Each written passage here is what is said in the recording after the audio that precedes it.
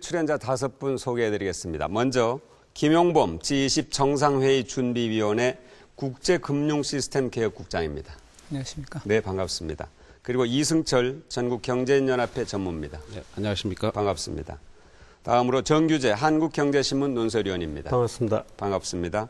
맞은편에 김민웅 성공회대 NGO대학원 교수입니다. 네, 안녕하십니까? 반갑습니다. 마지막으로 김상조 한성대 무역학과 교수입니다. 네, 안녕하십니까? 반갑습니다. 방청석에는 17기 시민논객과 방청객 여러분 함께 자리하고 있습니다. 활발한 참여 기대하겠습니다. 오늘 100분 토론 지켜보시면서 의견이 계신 분은 서울 784-3300번이나 100분 토론 홈페이지 게시판에 의견을 남겨주시면 방송 중간에 소개해드리겠습니다. 그러면 토론에 들어가기 앞서서 시민들은 G20 정상회의에 대해서 얼마나 알고 있고 또 어떤 생각을 하고 있는지 시민들을 찾아가 물어봤습니다. 보시겠습니다. 세계적인 정상들이 다 오시는 것이죠. 그거 왜예요, 진짜? 정상회의 3개국 아닌가? I know G20, but I don't know too much about it. G20 왜 하는지 궁금해요. 가르쳐주세요. 국가적으로 위상이 조금 이렇게 많이 항상 상승됐다고 이렇게 생각을 하고 있고, 근데 지금 하는 홍보는 그냥 G20의 개최에 대해서 홍보만 하지 자세히 어떤 내용으로 갖다가 논의해야 되는지에 대한 홍보는 하나도 없습니다. 개최가 되면 우리나라가 더 발전할 거 아니에요. 여러 나라한테 알릴 수 있고. 그런저런 정상회담에서 그랬던 것처럼 사실 회의를 한다 그래서 크게 뭔가 바뀌는 건 아니잖아요. 일단 걱정되는 거는 뭐 테러 위협이라든지 뭐 이런 게 일단 시민들 입장에서는 걱정이 되고. G20 is more the defense of rich people than poor people. 뭐 국가를 위해서 큰일 하는 거니까 뭐 약간의 불편은 감수하고 그러는 건 서로가 좋은 일이라고 생각하죠. 네, 시민들의 인터뷰 내용 보셨는데요. 김 국장님, 이제 일주일 앞으로 다가왔습니다. 네. 이제 막바지 점검이 한창이실 텐데 준비는 다 잘 돼가고 있는지요? 네. G20 준비는 크게 의제 분야하고 우리 그 행사 분야로 나눠서 볼 수 있겠습니다. 의제는 지금 우리 서울 정상회의에서 다뤄야 될 가장 중요한 의제인 우리 세계 경제가 지속 가능하고 균형된 성장을 할 수 있는 그런 그 협력 체계, 그리고 금융기관의 안정성을 더 높일 수 있는 은행의 자본 및 유동성 규제, 그리고 IMF를 개혁하는 문제, 이런 그 3대 핵심 과제에 대해서 합의가 이미 다 마무리되어 있고요. 네. 마지막 약간 의견 조율도 필요합니다만 다 돼 있고, 그다음에 우리가 새로 추가하는 그 경제 개발 과제, 그다음에 세계 경제 그 금융 안전망 문제, 여기에 대해서도 성과가 있습니다. 그리고 네. 행사 측면에서는 행사장 조성이나 숙박, 교통, 안전 이런 문제에 대한 준비가 차질 없이 지금 되고 있습니다. 네, 지금 인터뷰를 보셨으면 느끼셨겠지만 G20 정상회의를 한다는 것은 거의 다 알고 있는 것 같아요. 근데 왜 하는지 또 생각이 좀 다른 것 같기도 하고. G20 정상회의가 뭔지 간략하게 좀 설명을 해 주시겠습니까? G20 정상회의는 지금 우리 시대 당대의 가장 중요한 경제 문제를 전 세계적으로 제일 비중이 큰 나라 정상들이 모여서 같이 머리를 맞대서 해결 방안을 찾는 세계 경제 협력의 최상위 지금 협의체입니다. 네. 그래서 우리 전 세계가 지금 당면하고 있는 문제를, 가장 중요한 문제를 가장 중요한 나라 정상들이 모여서 직접 논의하고 해결 방안을 찾는 회의다, 이렇게 간략하게 네, 말씀드립니다. 잘 알겠습니다. 김상조 교수님, G7은 1974년 5.1 쇼크 때 이제 말하자면 생긴 것이고, G20 정상회의는 지난 2008년에 미국 금융회사 리만 브라더스 파산이 몰고 온 국제금융위기 때 첫 회의가 열렸지 않습니까? G7과 비교하면 참가국이 많이 늘었다는 것이 이제 특징이라면 특징인데, 국제경제 흐름 속에서 G20의 어떤 출범이 어떤 의미가 있다고 보시는지요? 먼저 그 G20 정상회의의 의미는 국제공조 시스템이라는 틀 속에서 이해를 해야 될 것 같습니다. 약소국의 입장에서는 매우 억울한 일이지만 우리가 부정할 수 없는 사실이 뭐냐면 국제경제 질서는 헤게모니 국가가 존재할 때 안정된다는 그런 역사적 경험이 있습니다. 이런 헤게모니 국가가 없으면 매우 불안정해지는데요. 그 가장 대표적인 사례가 바로 1930년대 대공황이라고 할 수가 있습니다. 당시 이제 영국의 케인스가 이런 말을 했습니다. 그 당시에 이제 영국은 의지는 있으나 능력이 없고 미국은 능력은 있으나 의지를 갖추지 못한 그런 상태에서 그런 국제적인 혼란이 오랫동안 지속될 수밖에 없다라는 말을 했는데요. 사실 그 유사한 상황이 지금 진행되고 있다라고 할 수가 있겠습니다. 미국은 점점 이제 능력을 잃어가고 있고요. 그것에 비해서 이제 중국은 아직도 세계 경제를 주도하는 태도를 갖추지 못한 이제 그런 상황 속에서 국제 경제가 특히 2008년 글로벌 금융 위기 이후 굉장히 이제 혼란을 겪고 있는데 이런 어떤 헤게모니 국가의 부재라는 그런 문제를 대체하는 시스템이 바로 G20 회의와 같은 그런 국제 공조 시스템이라고 할 수가 있겠습니다. 네. 근데 이제 문제는 뭐냐면 왜 이게 이제 20개 나라냐라는 문제가 될 텐데요. 말씀하신 것처럼 70년대 중반에 이제 IMF의 이제 환율 체계가 깨지고 난 다음에 이제 더구나 이제 그 석유 파동이 이제 벌어지면서 주요 7개국 나라가 이제 모여서 이런 어떤 국제 공조 시스템을 구축을 하기 시작했습니다. 당시 이 G7 나라만으로도 세계 경제의 80%를 설명할 수 있을 정도로 뭐 이들 7개 나라의 어떤 영향력이 이제 굉장히 컸었는데요. 네. 그렇지만 이제 그 이후에 신흥국이 이제 계속 나오면서 이런 G7 국가의 어떤 비중이 전 세계 경제의 한 절반 정도밖에 안 되고 그래서 이제 신흥국들을 포함하는 20개의 국가를 이제 포함해야지만 세계 경제의 GDP 한 85%를 이제 설명할 수가 있기 때문에 네. 이런 어떤 이제 20개 나라의 공조 체제 속에서 이 글로벌 금융 위기를 극복하자라는 차원에서 이제 2008년에 정상회의가 시작되었다라고 할 수가 있겠습니다. 네. 그럼 김 국장님 얘기 조금 더 듣고 이제 토론에 들어가겠는데요. 이제 이 말하자면 국제 경제 위기에 대한 어떤 공조 방안을 모색하는 그런 모임이라는 말씀인데 우리가 이제 신흥 경제국으로는 처음으로 이 G20 의장국이 돼서 서울 회의를 개최하는 것 아닙니까? 네. 의장국의 어떤 역할이나 권한은 뭔지요? 물론 이제 우리가 신흥국에서 최초이기도 하지만 사실은 그 선진국 중에서도 의장을 한 나라가 미국, 그다음에 영국, 뭐 지난번에 캐나다가 잠깐 저기 정상회의를 했습니다만은 그 아까 우리 김상조 교수께서 설명했던 기존의 그 G7이었던 나라 중에서도 사실 의장국을 해본 나라가 3나라에 불과합니다. 그래서 예. 의미가 있고요. G20은 아까 말씀드린 대로 아주 중요한 의제를 다루는 실질적인 회의입니다. 그래서 의장이 어떤 행사장을 조성하고 뭐 저기 진행하고 이런 역할보다도 의제를 정하고 의제의 우선순위를 정하고 의제의 그 합의안을 만들기 위해서 조율을 해내는 그런 중재 역할도 해야 됩니다. 그래서 네. 그런 모든 역할을 의장국인 우리나라가 그 많고 그다음에 의제도 많고 그 회원국들 간의 이해관계도 얽히고 그런 그 조정이 어려운 과제들을 전부 다 정하고 조율하고 타협을 이끌어내는 그런 핵심적인 역할을 해야 합니다. 네, 이승철 전무님, 이번 G20 이 행사 기간 중에는 이 정부와는 별도로 민간 부문이 참여하는 비즈니스 서밋도 열리는데 재계에서 이에 대한 어떤 특별한 기대가 있습니까? 예, 이번에 그 모이는 비즈니스 정상들은요, 사실은 그 G20은 20개국의 정상들만 모이지 않습니까? 네. 근데 비즈니스 쪽에서는 20개국을 대표하는 기업인 95분 하고요. 또 비G20 국가 중에 14개 나라에서 또 25분입니다. 예. 전부 120명이 모이는데요. 이분들이 어떤 사람들인가 하면은 각 산업별로 세계 최대의 기업이 22개가 있고요.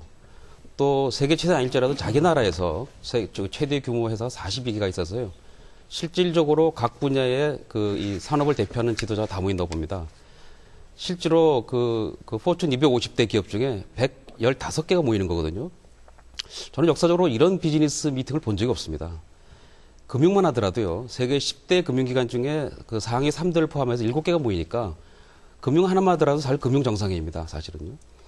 근데 우리나라가 이제 수출로 주로 먹고 살기 때문에 그런 그 비즈니스 파트너들을 만나려고 그러면 엄청난 시간이 걸리지만 세계적인 그 CEO들이 다 모이니까 정말 원스톱으로 우리 비즈니스 관계를 맺을 수 있는 좋은 기회라고 생각을 하고요. 또 이 G20의 결과에 따라서 여러 가지 기회가 또는 경제 환경이 세팅이 될 때 우리 기업이 그런 이 비즈니스 환경 속에서 기업의 어떤 역할 또는 기업의 이익을 추구하는데 상당히 좋은 기회라고 생각을 합니다. 네.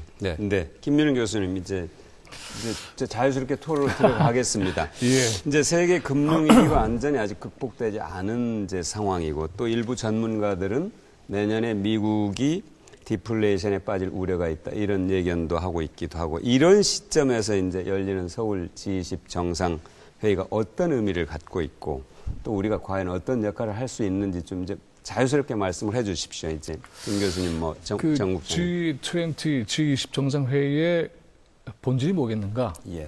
또 어떤 일을 해나갈 수 있겠는가? 이건 이제 앞으로 토론을 좀 심화시켜서 할 텐데, 네. G20의 본질 이전에 이 G20, G20 정상회의를 대하는 정부의 자세가 상당히 문제가 있다는 생각을 하게 돼요. 세계적인 금융위기나 경제위기를 극복하는 데 있어서 전 인류가 고민해야 될 그런 의제를 놓고 함께 논의하는 굉장히 중요한 자리잖아요. 그러면은 정부의 목소리만이 아니라 수많은 목소리들이 여기 담겨 있습니다. 런던, 피츠버그, 토론토에서 무수한 목소리들이 제기됐는데 그 목소리를 전 들려주지 않은 상태에서 하는 거예요. 그런데 정작 우리가 문제로 느끼는 것은 G20 정상회의를 하면서 정부의 홍보 내용을 보면은 초일 국가, 선진국 진입. 그러니까 우리가 이렇게 잘났다는 것을 내세우기 위한 무대처럼 생각을 하고 있단 말이죠. 이 정신 상태가 도대체 문제가 있다라는 심각한 생각을 하게 돼요. 아니, G정상회의에서 우리나라가 빛나는 조명을 받는 그런 자리를 생각하고 있는가? 이렇기 때문에 국민들이 G20의 본질에 대한 이해를 가로막을 뿐만이 아니라 1960년대에 그 당시에는 초등학교를 국민학교라고 했죠. 장학사가 찾아와서 무슨 환경미화를 하는 수준으로 국민들한테 쓰레기를 버리지 마라. 이렇게 저렇게 해라. 야, 도대체가 이게 뿐만이 아니라 노점상도 다 쫓아내고, 그렇다면은 G20라고 하는 것은 한국 사회에서 가장 가난한 사람들의 삶도 밀어내는 그런 방식의 일을 하는 곳이야.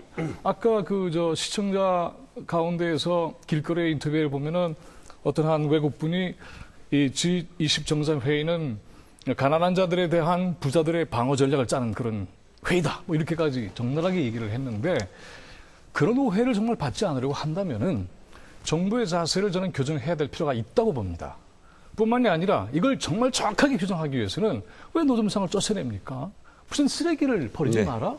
이런 식으로 해가지고는 G20의 본질을 이해할 수가 없다고 보고, 한 가지만 더 추가를 하자면은 G20의 본질에 대해서 정부는 정확하게 알리고 있지 않습니다. 언론과 또 이 방송도 마찬가지예요. 2008년에 런던, 피츠버그, 토론토의 전체를 보면은 당시 정상회의만 한 것이 아니라 세계 시민 운동들이 그 회의를 중심으로 해서 굉장히 많은 문제를 제기를 했어요. 근데 그런 모습 하나도 보여주지 않습니다. 거기서 요구하는 내용들이 도대체 뭔지, 이것을 끌어안고 2008년 서울에서는 어떤 고민을 해야 될 것인지에 대한 정직한 얘기를 해야 할 텐데, 그거는 전혀 알려주지 않은 상태에서 G20은 말이지 우리나라가 정말 끝발날리는 그런 기회야. 이런 식으로 해가지고는 G20 잘 안 되죠. 네, 잘 알겠습니다. 글쎄요, 제가 정부가 본질을 얘기하고 있지 않다고 공격하면서 우리 김 교수께서도 본질과 전혀 다른 아주 마이너한 문제를 얘기하고 있고요. 오해를 불러일으킨다 그러면서 오히려 오해를 조장하는 듯한 얘기를 하세요. 근데 G20는 그야말로 이제 자본주의가 굉장히 숨가빠하고 여러 가지 문제가 생겼기 때문에 이것을 조정하자. 환율 문제, 금융 안전망, 투기 자본의 투기를 어떻게 거품을 뺄 거냐 하는 여러 가지 이제 문제들이 논의되는 화급한 자리죠. 그런데 G20가 되었던 이유를 제가 조금 설명을 드리면, 원래는 잘 알다시피 경제 분야 정상회담은 G7 체제였습니다. 정치 분야 정상회담은 G8 체제입니다. 그래서 G7이 될 때도 있고 G8도 될 때도 있어요. 우리는 G7과 G8이 어떻게 다른지도 대부분은 잘 모르죠. 왜? 우리가 그 회의에 아무런 그야말로 방관자였기 때문에.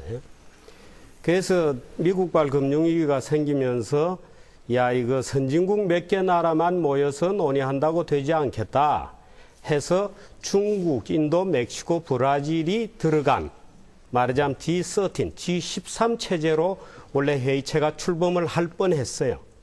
그것을 이제 우리 정부가 나름대로 노력을 해서 우리 문제도 포함되는, 우리나라는 소규모 개방 국가이기 때문에 환율 문제, 금융 안전망, 자복 국가 간 자본 이동 규제 이런 것들이 우리 국가의 말하자면 앞으로의 진로, 경제에도 굉장히 중요한 여러 가지 의미를 가지고 있죠.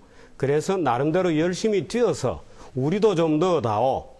우리 혼자 들어가기는 뭐 하니까 몇 개 국가가 같이 들어가게 된 겁니다. 그래서 G20 체제가 된 거죠. 네. 결국에는 지금 아까 우리 사회자께서 우리나라가 신흥국으로서 이렇게 얘기하셨는데, 지금 G20 안에는 5개 카테고리의 국가들이 있습니다. 선진 흑자국, 선진국인데 적자 보는 나라, 신흥국인데 적자 보는 나라, 신흥국인데 흑자 보는 나라, 그리고 자원부국 이렇게 되어 있습니다. 우리나라는 선진 흑자국으로 지금 되어 있습니다. 물론 선진 흑자국으로 되어 있지만 사실은 선진국과 개도국들의 이해관계를 조정하기에는 우리가 좋은 입장이죠. 역으로 얘기하면 우리가 잘못하면 샌드위치가 될 수도 있는 입장이죠.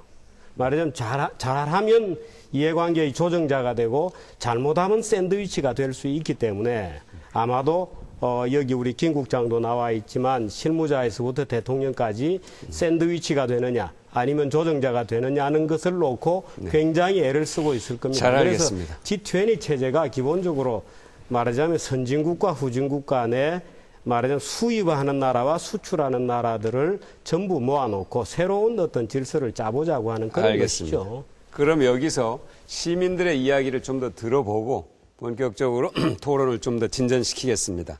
G20 정상회의에 대해서 어떤 궁금증을 갖고 있는지 들어보시겠습니다.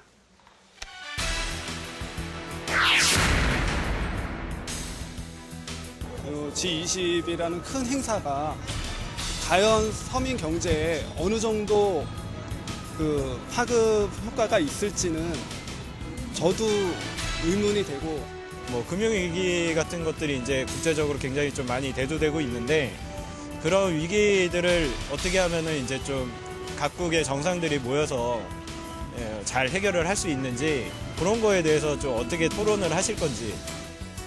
이명박 대통령이 말씀하신 개발이라든지 금융안정망 구축이라든지 그런 주제에 있어서 또 중국과 미국 사이에 그 위안화 평가 결상 문제도 있고 강대국들 팀방운이 사이에서 어떻게 우리가 회의를 리딩해 나갈 것이며 의견을 개진할 것인지.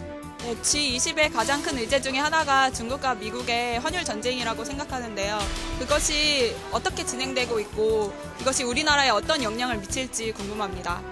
우리나라가 얻게 되는 이익이 몇십조 원에 달한다고도 하고 월드컵을 개최하는 것보다도 몇십 배에 달하는 우리나라 국가 이미지 상승을 가져올 수 있다고 신문에서 본 기억이 나는데요. 이것이 구체적으로 정말 실현될 수 있는지 궁금합니다. 네, 시민들의 말 속에 우리가 다뤄야 할 토론의 주제들이 대부분 들어있는 것 같습니다. G20 회의가 우리나라에 어떤 도움을 주는가, 이게 아마 대다수 국민들이 가장 궁금해하는 핵심적인 내용이 아닌가 싶은데요. 정부는 G20 정상회의가 단군 이래 최대 이벤트다 이렇게 말하고 선진국 도약과 국운 상승에 가장 좋은 기회다, 중요한 계기다 이렇게 강조를 하고 있습니다. G20 회의가 대한민국에 과연 어떤 변화를 줄 것인지 지금부터 좀 얘기를 해보겠습니다. 먼저 김 국장님부터 시작을 하시죠. 아까 제가 우리 김 교수님의 정부의 자세에 대해서 지적을 하셨기 때문에 거기에 대한 제가 심각한 이견이 있기 때문에 거기에 대해서 간단히 지금 제가 말씀을 드리고 시작하겠습니다.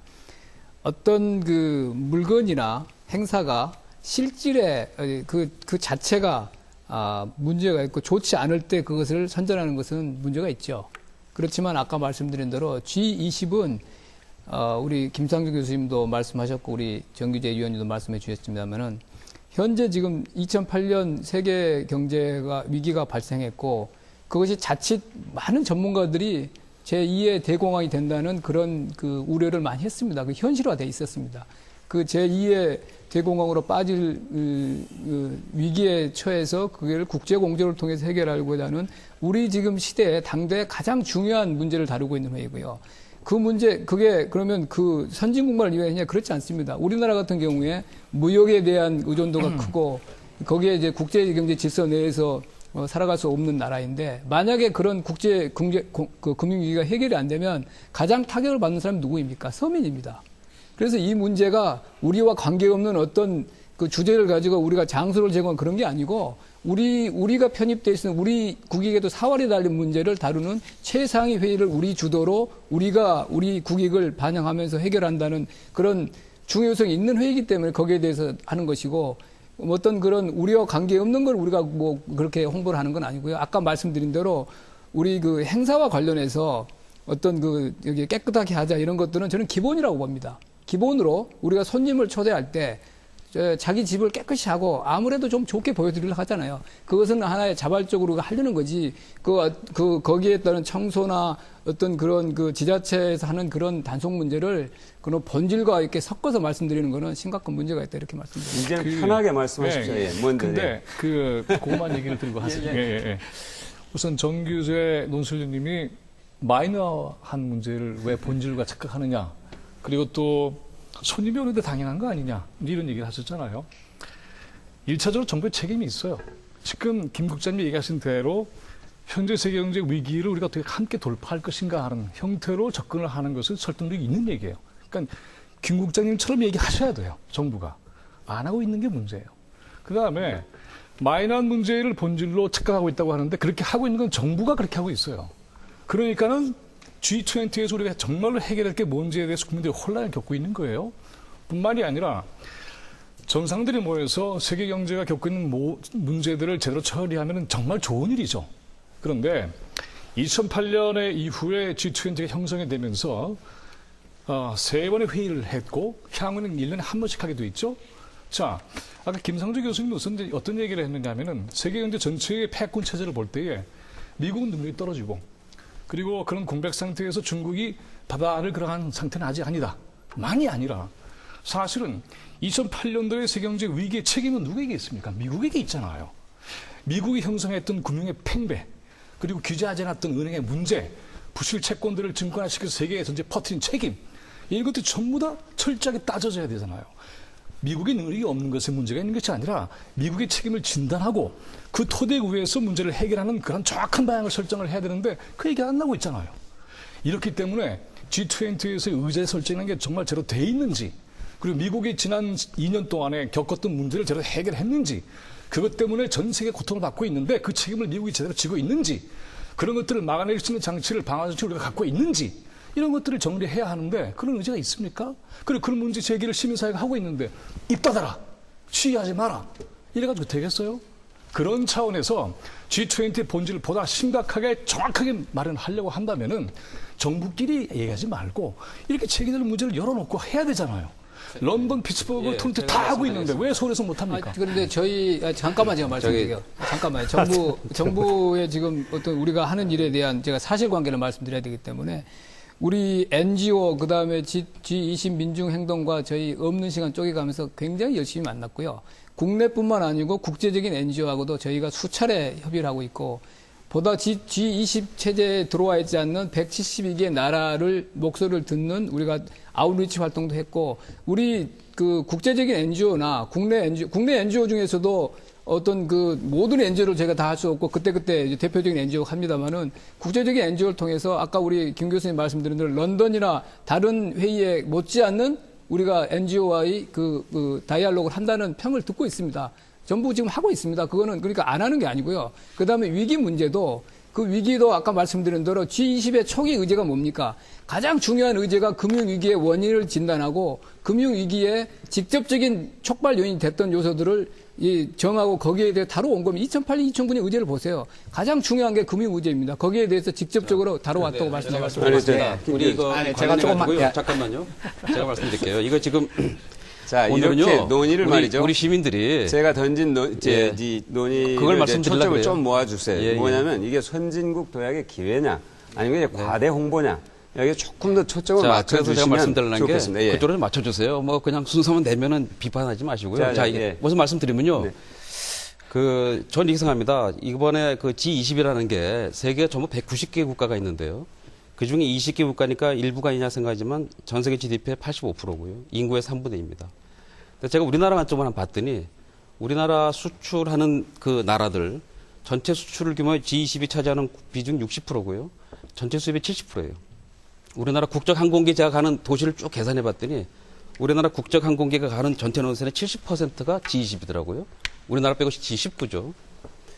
그래서 굉장히 중요한 나라들과의 지금 미팅이 있다는 얘기고요.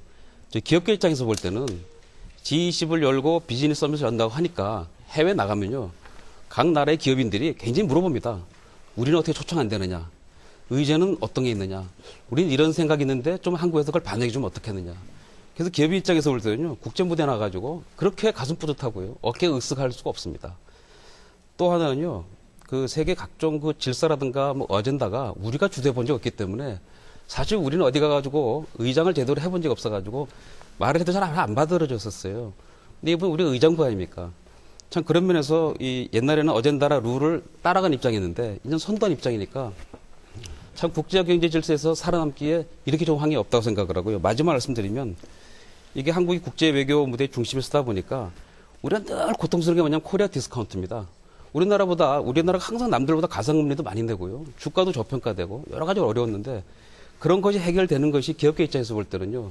보통 뭐 시중에서 어느 연구소에서 뭐 얼마 효과 있다 계산하지만 사실 기업이 보는 효과라고 하는 건 계산이 어려워요. 그래서 그런 면에서 G20이 우리 기업이라든가 경제에 주는 효과는 저는 막다다 그렇게 생각합니다. 네.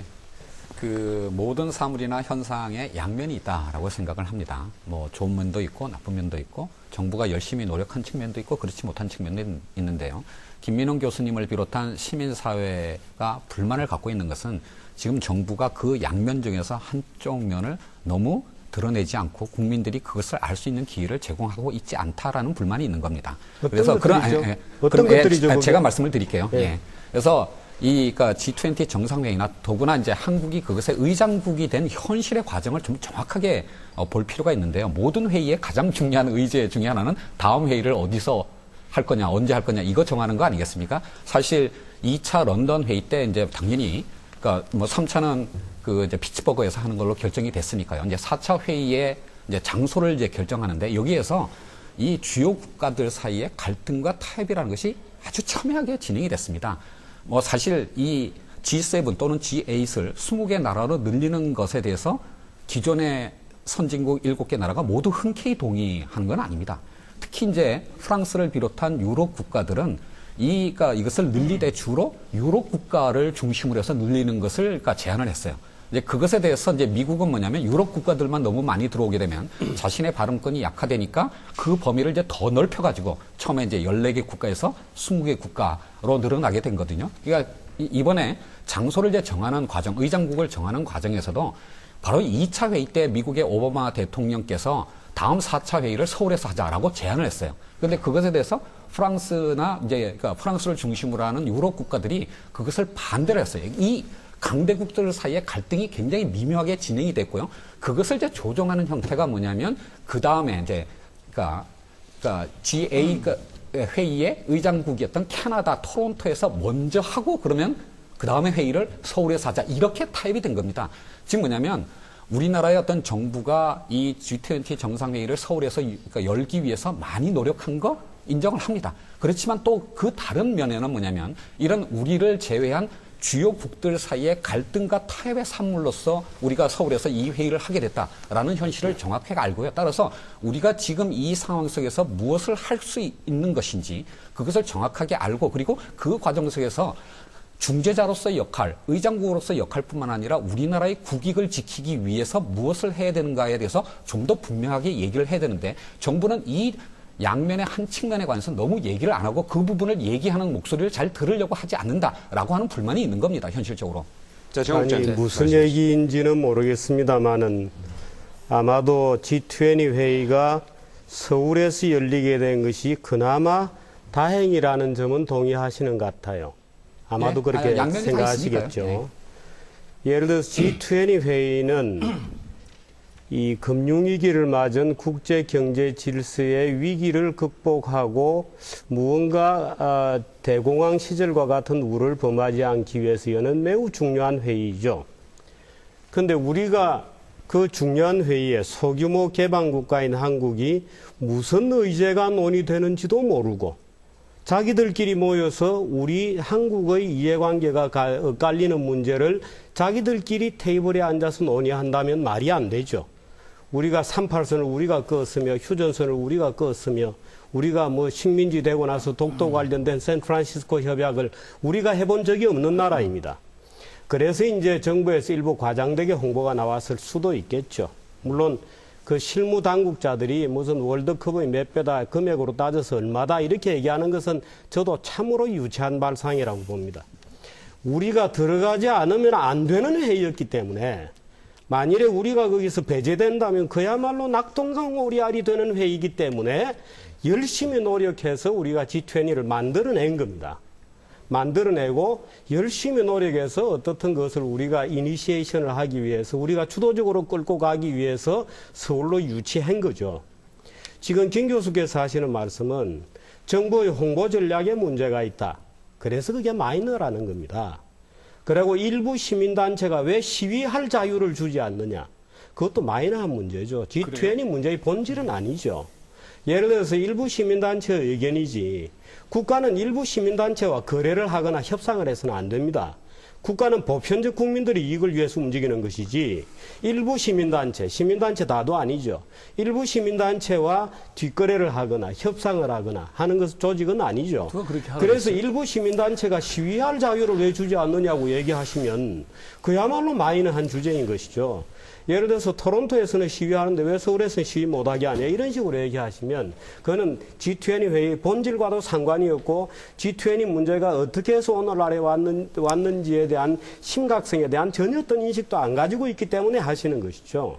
그래서 저는 굉장히 아주 본질이 아닌 것을 제가 간단하게만 반론을 하나 제기를 하겠는데요.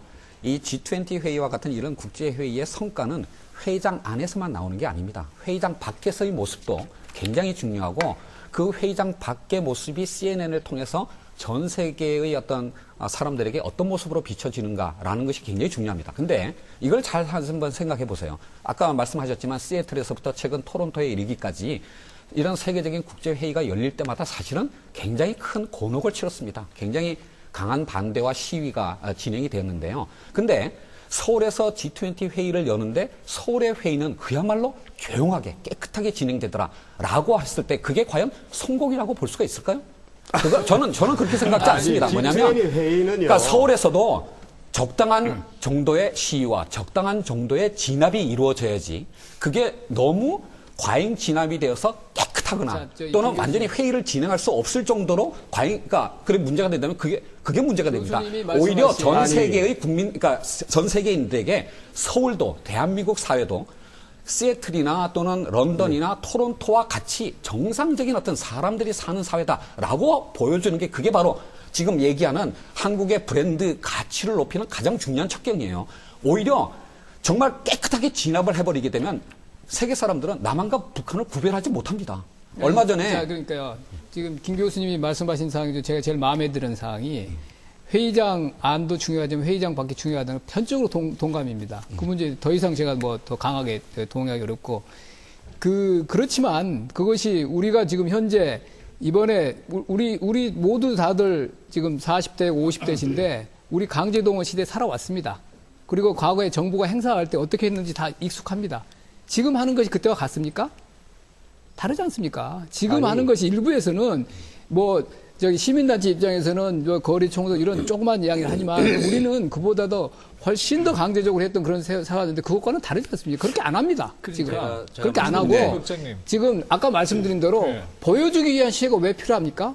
그렇지만 그러니까 제가 시민단체에서 시위라고 얘기하시면 안 되죠. 그러니까요. 그렇지만 정당하게 시민단체에서 지금 시위하는 것을 전부 우리가 지금 경호 통제 구역이라는 것이 아주 필요 최소한 부분으로 돼 있어요. 그럼 피로를 막아놓는 회의가 어디 있어요? 런던에서 이렇게 했어요? 제가 피츠버그에서 이렇게 했어요? 토론토에서 할 때 말이죠.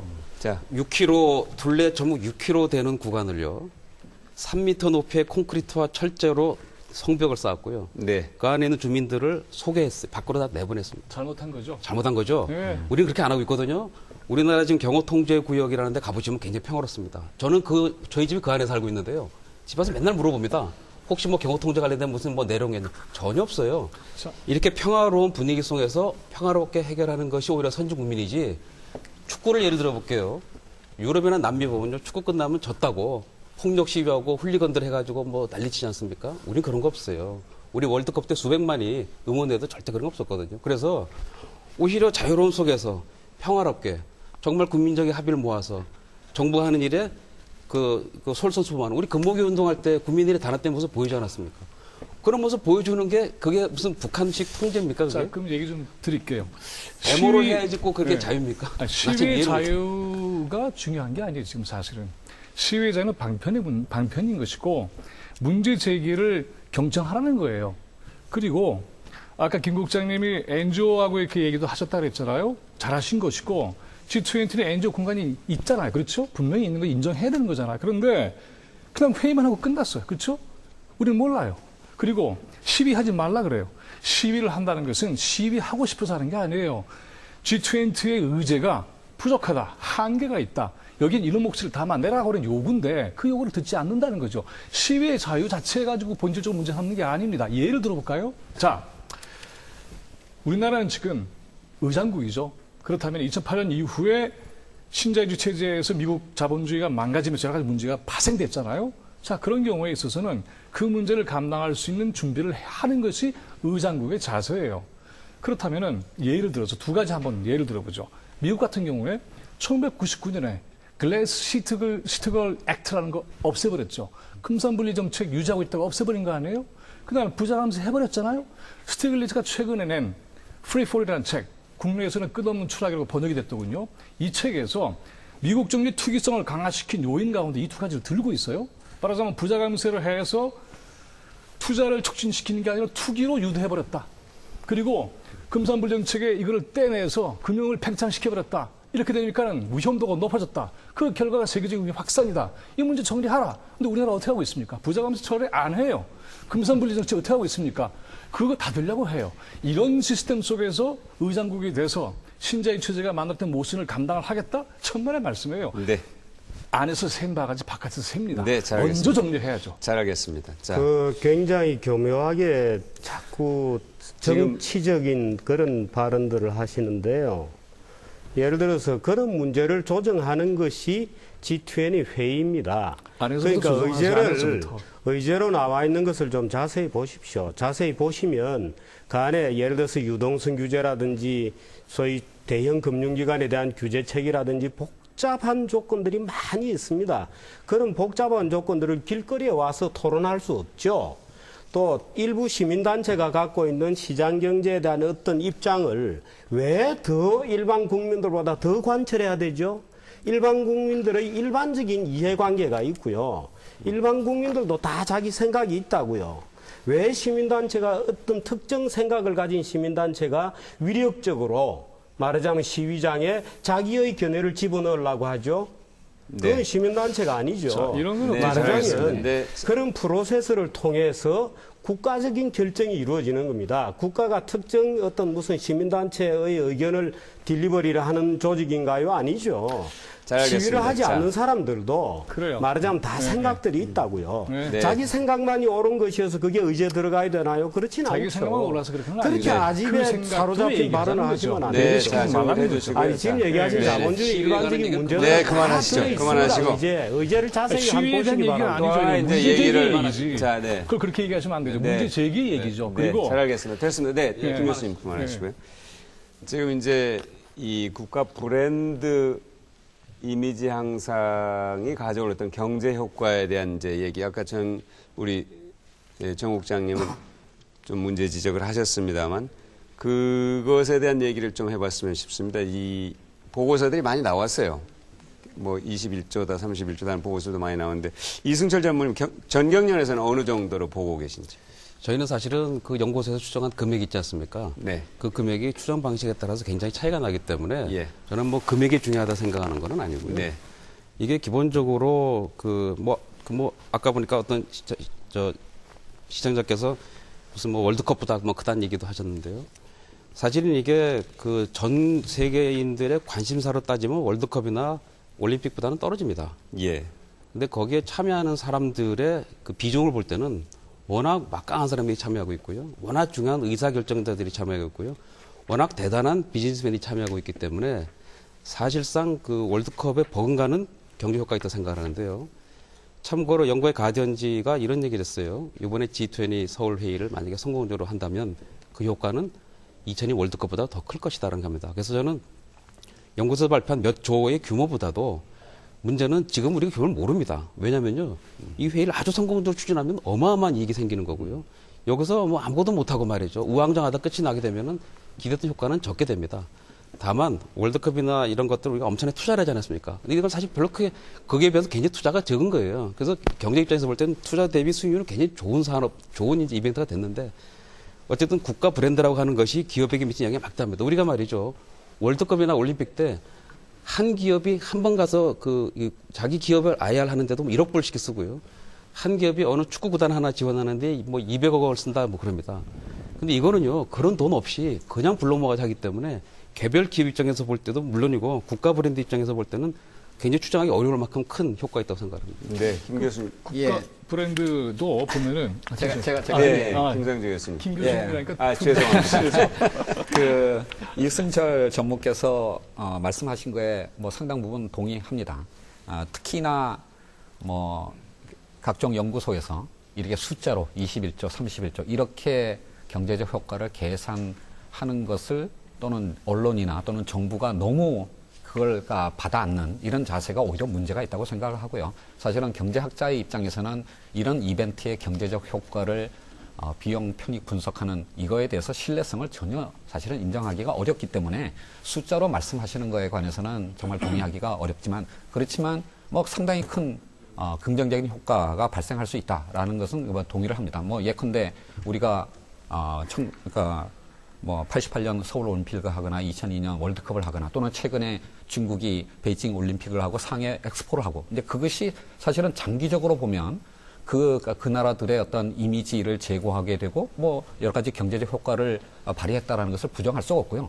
또나서 뭐 서울과 이 G20 정상회의가 장기적으로 보면 그와 같은 효과를 가질 수 있다라고 하는 그 가능성에 대해서 충분히 이제 인정을 하지만 근데 다만 제가 그럼에도 불구하고 이렇게 숫자로 그 효과를 제시하면서 뭔가 이 회의 한 번의 이벤트로 인해서 국가의 어떤 브랜드 이미지가 그렇게 단기적으로 빨리 상승할 거다라는 식으로 국민들에게 호도하는 것은 이 회의의 의미를 너무 과대 홍보하는 것이다라고 생각이 됩니다. 결국 국격이라는 표현을 많이 쓰는데요. 뭐 국격이라고 하든 브랜드 이미지라고 하든 그런 것이 향상되는 것은 사회의 어떤 점진적인 어떤 변화를 통해서 그것이 높아지는 것이지 그게 어떤 정치적인 이벤트 한 번에 의해서 높아지는 이런 식으로 좀 너무 단기적인 시야에서 접근하는 것은 오히려 국민들로부터의 비웃음과 불신을 자초하는 길이라는 것을 정부에서 좀 알아주셨으면 좋겠습니다. 아까 말씀하신 대로 정부가 사실 일부 이제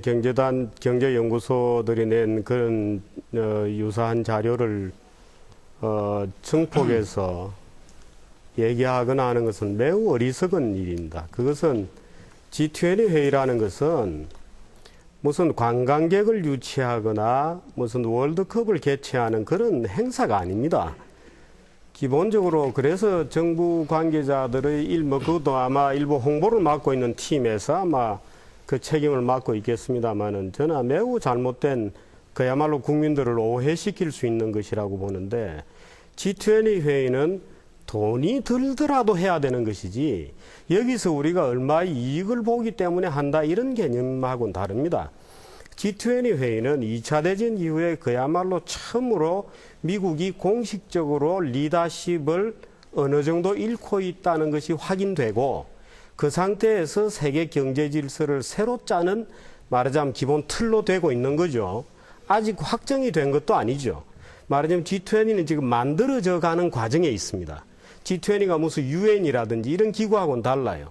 그래서 G20라고 하는 새로운 시스템이 만들어지는 과정에 있고 어떻든 그것이 순조롭게 잘 착근이 되어서 말하자면 미국의 일극 주도가 아닌 선진국 개도국들이 뭐 전 세계 GDP의 85% 정도를 차지하는 국가들이 모여서 새로운 룰을 짜자고 하는 게임이기 때문에 이 게임을 우리가 방관자로 될 수 없다는 어떤 절대적인 필요에서 하는 것이지 이건 돈이 들더라도 해야 하는 되는 것이지 무슨 이익이 나서 하고 이런 건 아니죠.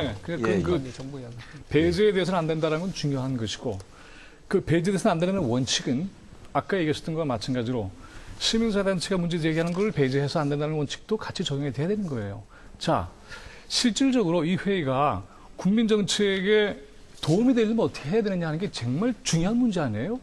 자, 그렇다면 런던이나 피츠버그나 토론토에서 무수한 시민운동에 또 시민사회가 목소리를 높여서 외쳤던 것 가운데 하나가 소득 불평등, 불균형을 시정하라는 거예요. 부자 감세가 있으면 처리하라는 거예요. 왜냐하면은 현재 중국의 경제가 강성해지고 있지만 실제로 소비시장은 미국의 8분의 1밖에 안 돼요.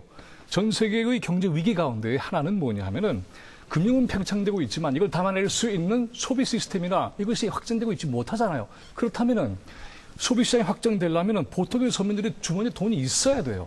어떻게 해야 됩니까? 소득 불평등을 고쳐야만 되는 거예요. 자, 그렇다면은 부자 감세를 철회하고 소득 불평등 균형을 만들어 나가는 이러한 시스템을 만들려고 하는 것이 전 세계 경제의 위기를 돌파하는 데서 굉장히 중요한 선택이에요. 이것을 하라고 그렇게 외치고 있는데 안 하고 있잖아요. 또 기업도. 그러니까 이런 거예요. 회의에서 규제, 자본에 대한 규제 얘기하고 있는데 교수님. 자, 보세요.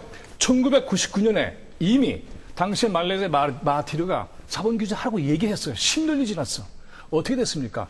기업과 자본이 로비를 해서 안 된 거 아니에요? 미국도 마찬가지 아니에요? 자, 그러면은 회의에서는 자본 규제에 대한 얘기가 수없이 10년 동안 나왔는데 왜 안 됐냐 하는 거예요.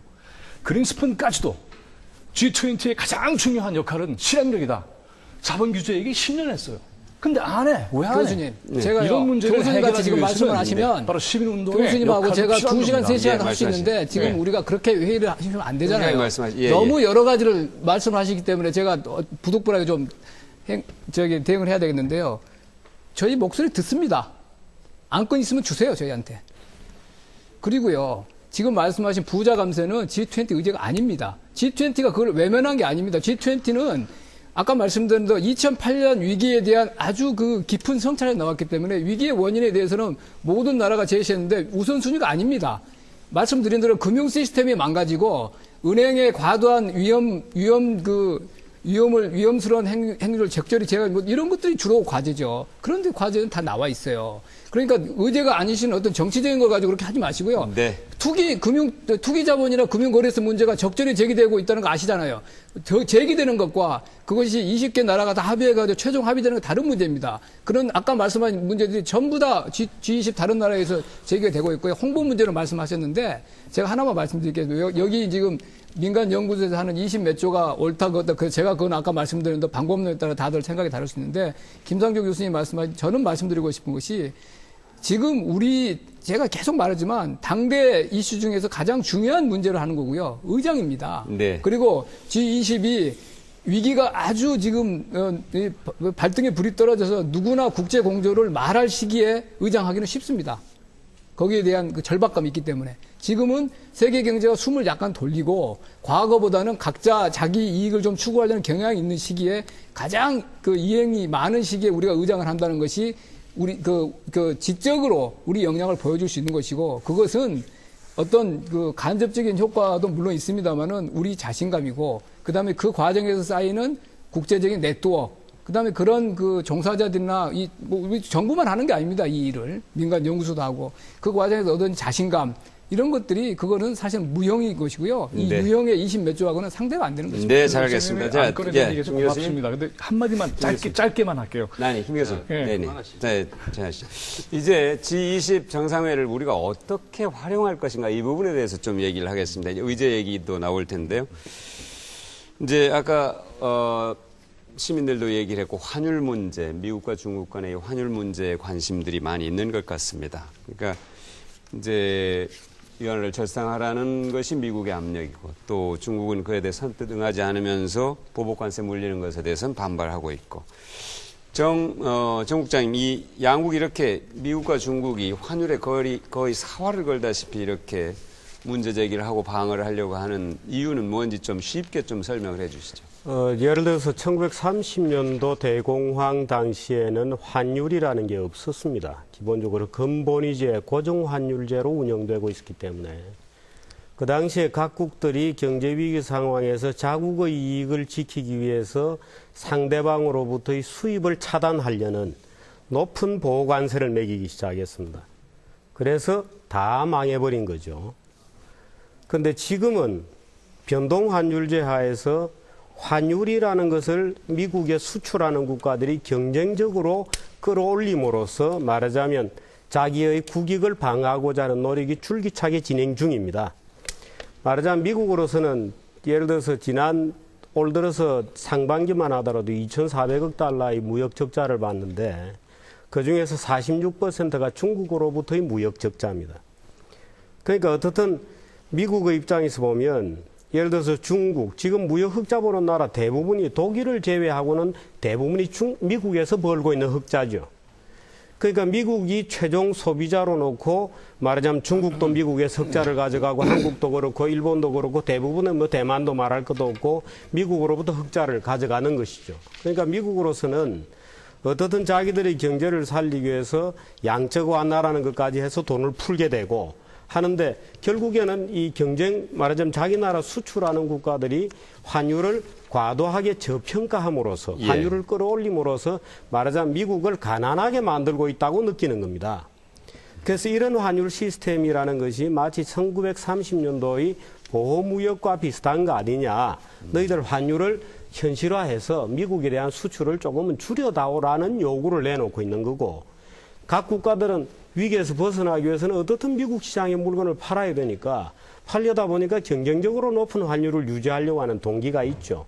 그래서 이것이 전쟁이라고 이제 브라질에서인가요? 뭐 표현을 했습니다마는 전쟁이라기보다는 무역 상거래상에서 생길 수 있는 아주 기본적인 구도입니다. 그러니까 어떻게 하면 무역 흑자와 적자의 밸런스를 만들어 가느냐 하는 것을 이제 고뇌하고 그런 시스템을 만들어 보려고 하는 과정에 지금 있는 거죠. 네. 김상정 교수님. 예, 지금 이 서울 회의에서 왜 환율 문제가 가장 뜨거운 이슈가 되고 있는가라고 하는 것을 이제 G20 회의의 그 과제 중에서 시간의 흐름에 따라서 이것이 어떻게 변해왔고 이것들이 어떻게 연결되어 있는가를 조금 이해를 해볼 필요가 있을 것 같습니다. 예.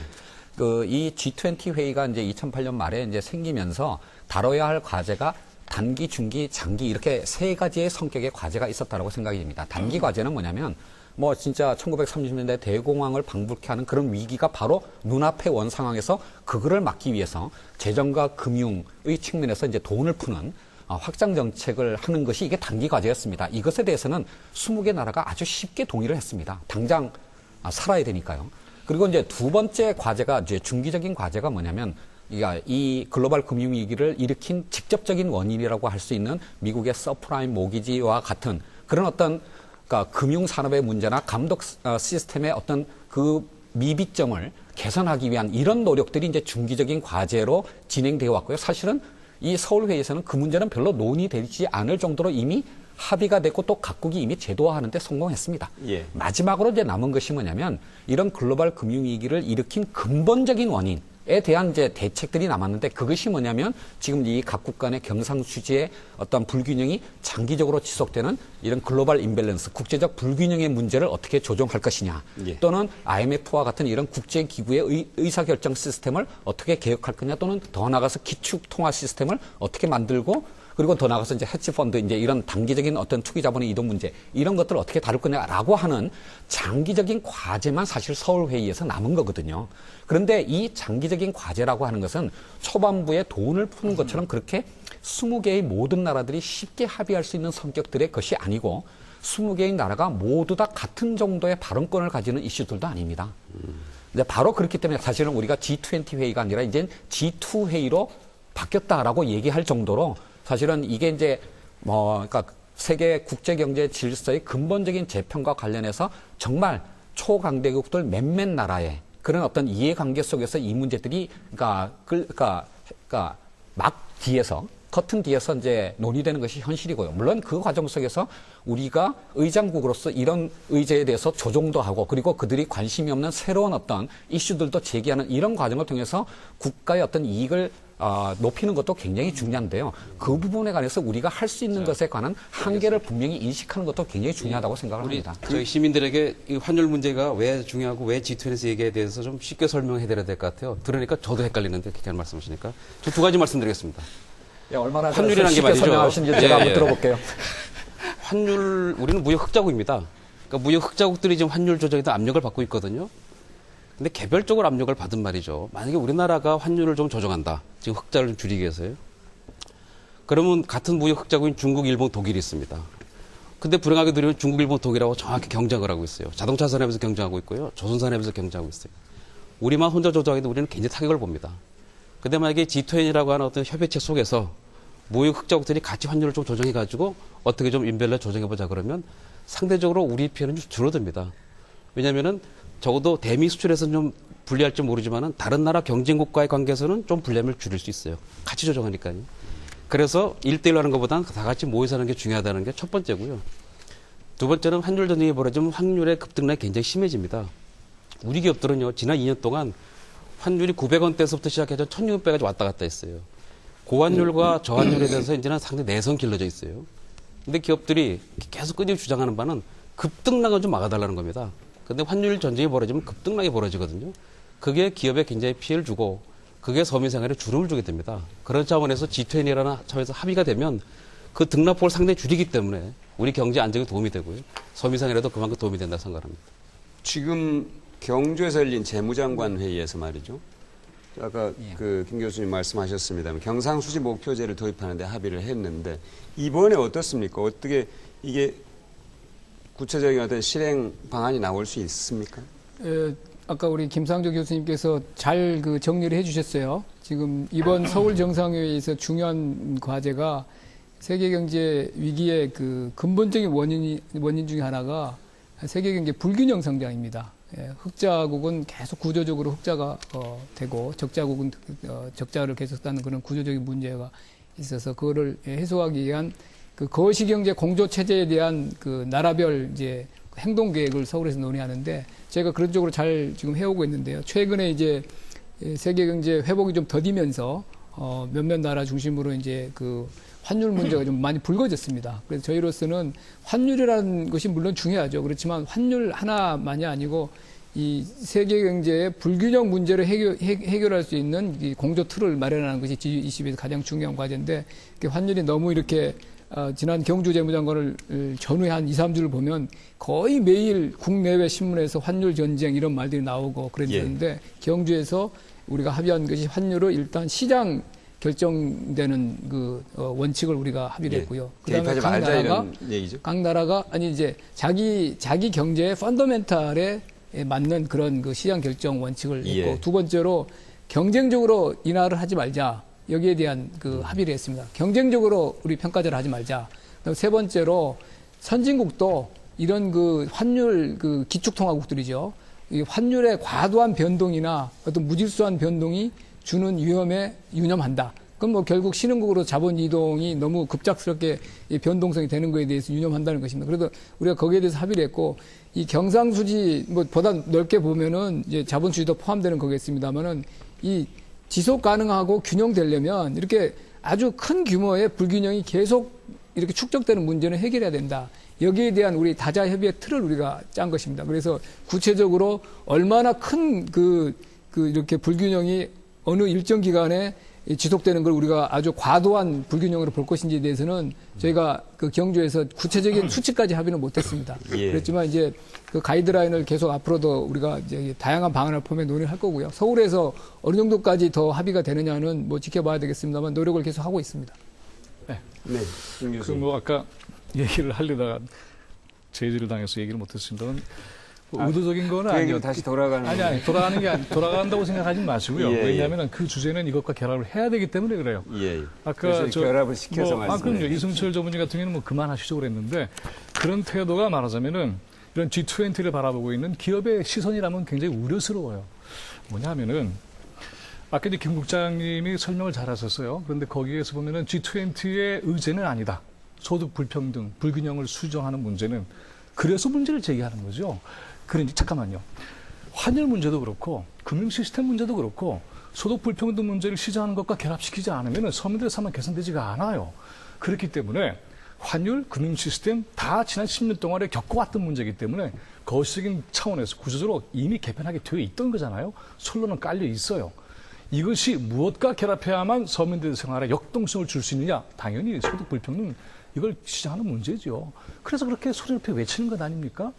그래서 이 문제에 대해서는 G20가 심각하게 안건을 받아들여서 고민을 해야 될 필요가 있다는 얘기를 제가 드리고 싶은 거예요. 또 하나는 환율 문제 얘기 나왔으니까 그런데 이 문제는 단순히 기업들의 무역 수지 문제만으로 끝나는 것이 아니라 사실은 달러의 기축통화의 위치하고 관련이 있는 거 아니겠어요? 그래서 과연 환율이라고 하는 자체로 해서 달러의 가치가 점점 떨어지고 있는데 이 안정성을 어떻게 확보할 것인가?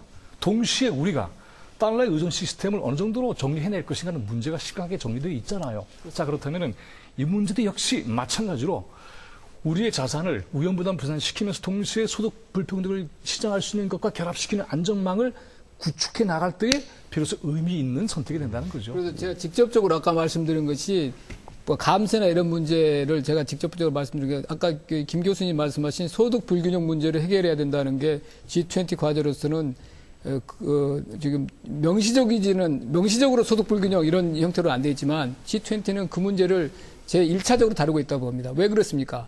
국제 공조가 깨지고 제2의 대불황이 됐을 때 아시잖아요. 소득 불균형이 가장 많이 격차가 벌어지는 때가 공황기입니다.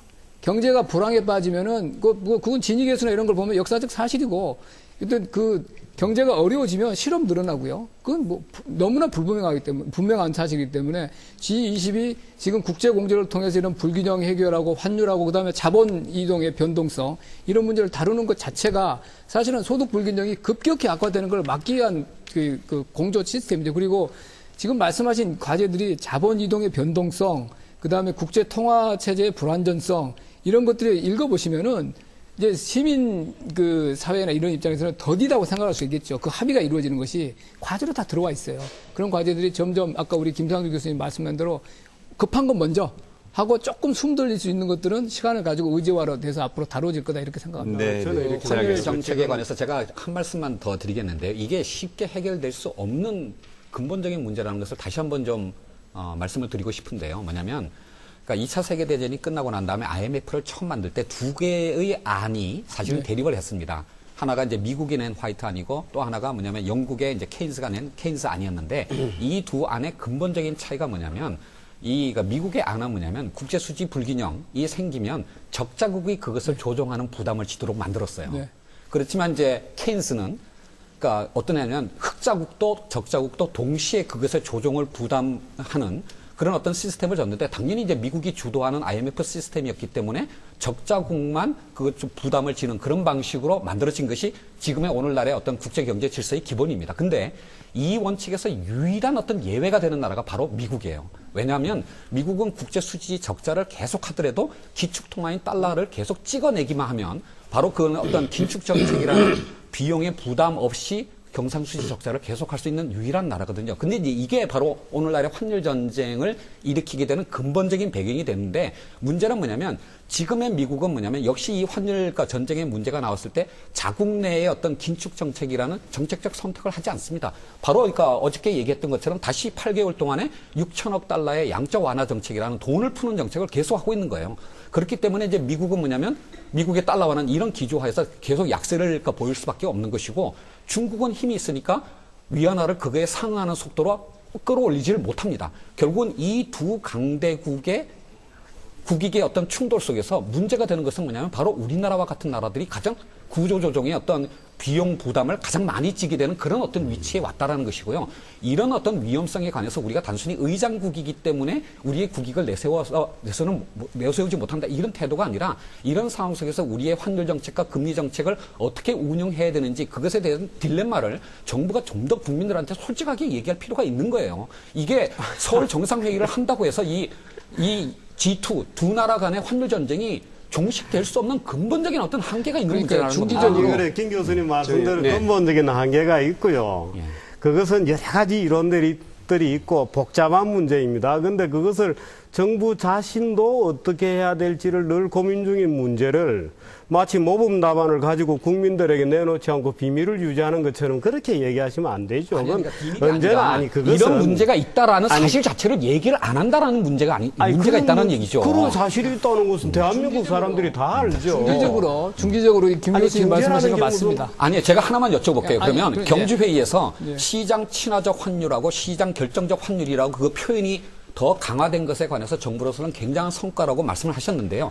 솔직히 말해서 경제학자의 입장에서 시장 친화적 환율이라는 것과 시장 결정적 환율이라는 것의 구분 기준이 뭔지 그걸 답할 수 있는 경제학자 아무도 없습니다. 자, 교수님, 중기적인 측면에서 보면 아까 말씀드린 대로 이 모든 문제들이 개방된 세계 경제화에서 국제 통화 체제의 안정성과 관련이 돼 있습니다. 잘 아시는 대로 아까 말씀드린 대로 2차 세계대전 때부터 관련돼 있고 이게 이 미국의 기축통화, 미국만이 지금 기축통화는 아니죠. 미국이 그래도 아무래도 주도적이지만 유로도 있고 엔화도 있습니다만은 이것이 이 세계 경제의 이 파워가 바뀌면서 이런 이제 우리가 변화된 과정이 잘 아시는 대로 파운드에서 달러로 넘어올 때도 상당한 진통이 있었습니다. 근데 이 과정에 이제 중기적으로 장기적으로 보면은 우리가 다뤄갈 문제인데 우리가 말씀드렸을 때 경주에서는 우리는 그런 중장기적인 과제도 하지만 지금 당장 6개월, 1년 내에 전 세계가 환율 자기 나라의 자국 통화를 경쟁적으로 절하해서 다시 지금 조심스럽게 회복되고 있는 세계 경제가 다시 이렇게 그 공조가 깨지면서 악화되는 상황을 막는 게 1차적인 목적이고요. 그런 위험이 현재화된 위험을 우리가 일단 모면해서 다시 본질적으로 세계 경제 불균형 문제를 큰 틀에서 논의하는 틀로 되돌려 놨다는 것이 경주 우리의 합의의 의미지 아까 말씀하신 중기 문제를 해결했다는 건 아닙니다. 그리고 네. 정부 당국의 금리나 환율 문제 이런 그 자본 이동의 변동성에 대한 고민을 우리 지금 주무장관이 윤정현 장관님이 얼마나 솔직하게 토로하세요. 국회 답변 과정에 네, 굉장히 고민이 많습니다. 네, 김 교수님. 자, 네. 잠깐만요. 이제 조금 더 우리가 이번에 이제 우리가 제의한 의제가 있잖아요. 그것을 좀 얘기를 해봤으면 하는데요. 그 G20 정상회의가 잘 사는 나라들의 어떤 말하자면 아까 가난한 나라들의 방어 모임이 아니냐 이런 이제 문제 제기가 있었고 뭐 그들만의 리그가 아니냐 이런 이제 사실 지적이 있는 것도 사실입니다. 과연 이런 문제 제기에 대해서 이번 회의가 어느 정도 설득력 있는 답을 내놓을 수 있는가. 이제 우리가 제의했던 게 이제 개발 의제와 글로벌 금융 안전망 이 두 가지인데 이것에 대해서 좀 얘기를 해봤으면 좋겠습니다. 어떻습니까? 이번에 좀 그런 문제 제기한 답을 내놓을 수 있나요? 네, 우리나라가 이제 아까 말씀드린 대로 신흥국 분류상으로는 아까 그랬겠지만 신흥국 최초로 의장국 하면서 우리가 고민했던 문제가 이겁니다. G20 말고 172개 나라가 있습니다. 172개 나라의 목소리도 G20이 정당성을 가지려면 반영을 해야 됩니다. 부득불 20개 나라가 모여서 이 상임이사회 같은 역할을 하고 있지만 172개 나라의 이 목소리를 반영해야 됩니다. 그래야 계속 정당성과 이걸 갖게 되는 거거든요. 저희가 그래서 고민해서 내놓는 과제가 두 개입니다. 경제 개발. 우리 계속 말하지만 G20이 세계적인 경제적인 불균형 문제를 해결하는데 지금까지는 이 신흥국과 선진국과의 불균형 문제로 많이 지금 돼 있죠. 브릭스, 그 다음에 우리나라를 포함한 흑자국. 그렇지만 또 하나의 굉장히 중요한 과제가 개발 격차입니다. 신흥국도 사실은 어느 정도로 지금 성공한 나라이고요. 최빈국들, 100여 이상 최빈국들과 이런 신흥국과 이런 선진국과의 개발 격차도 이것도 아주 중요한 문제다.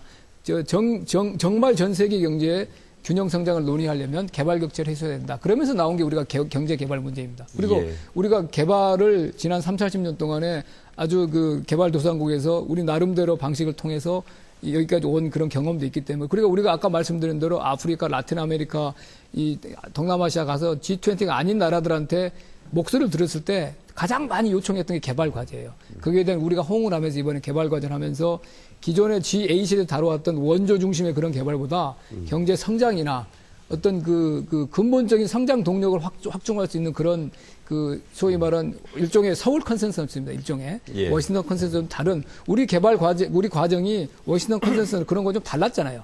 그래서 그런 우리가 성공했던 모델을 우리만의 모델은 아니지만 기초로 해서 우리 G20만의 개발이라는 것은 이런 것이다라고 우리가 할 수 있는 걸 내세웠고요. 글로벌 금융 안전망도요. 우리가 2008년에 제일 겪은 게 무엇입니까? 우리는 이 외환위기를 겪으면서 다시는 이런 위기가 오지 않아야 되겠다고 건실하게 경제 운영했습니다. 금융도 튼튼하겠고.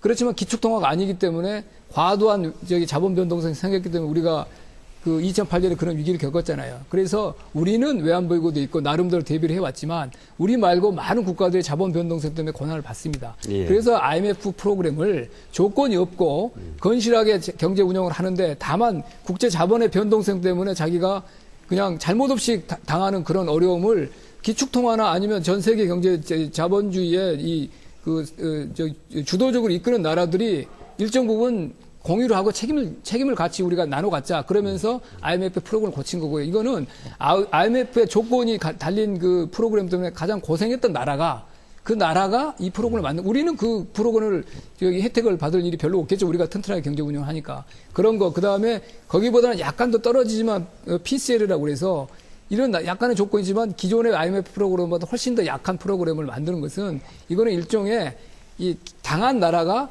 잠재적으로 당할 위험에 있는 나라를 위해서 해줄 수 있는 저는 의장국으로서 최선의 선물이 아니었나 이런 생각합니다. 네. 그 개도국 관련한 프로그램 굉장히 중요한 것 같아요.